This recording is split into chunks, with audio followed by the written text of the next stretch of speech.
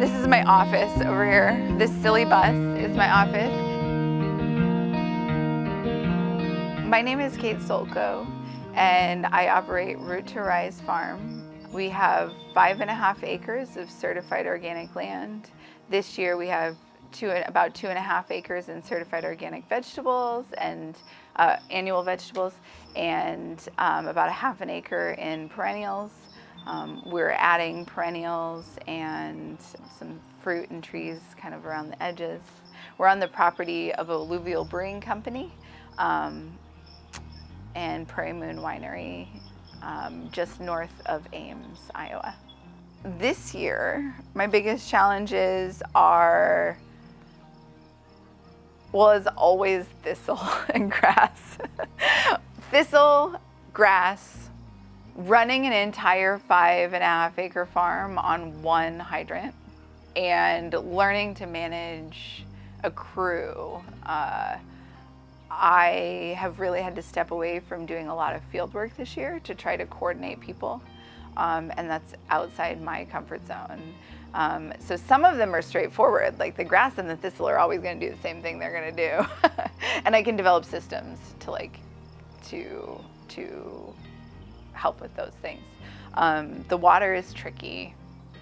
Running a whole farm, all of our irrigation zones, all of our tunnels, all of our greenhouse, all of our wash pack is all on 1 3/4 inch hydrant with really average at best water pressure.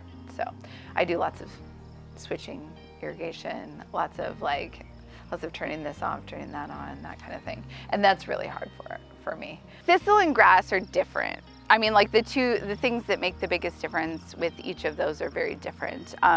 Thistle is persistence, not letting it gain energy, just really staying on top of cultivating, and also using some kind of cultivation that's fairly aggressive. Like I said, if you have things that are just, sweeping through and they can kind of dodge side to side, they will do that. So when we're messing with thistle, we're looking at things that are like really chopping it off. So we're tender plant hose, A-blade, and when we can't get in with any equipment, we're looking at a wheel hoe with like a stirrup hoe attachment. For grass, it's early and often, I think. Early and often with grass is really the key. This field is going into a university trial. So we're looking at excluding squash bugs, cucumber beetles, and squash vine borers in winter squash. So we'll be covering everything in ProtectNet to see how much control on those things we can get. The best thing about operating a small vegetable farm is the food, honestly. I think followed closely by the community and the support that I'm really getting from my community.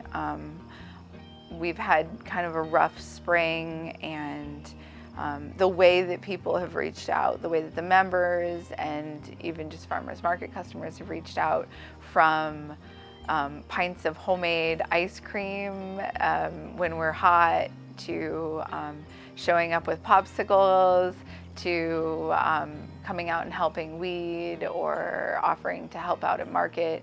I think that the community we're building around this farm is really important and is really satisfying to me.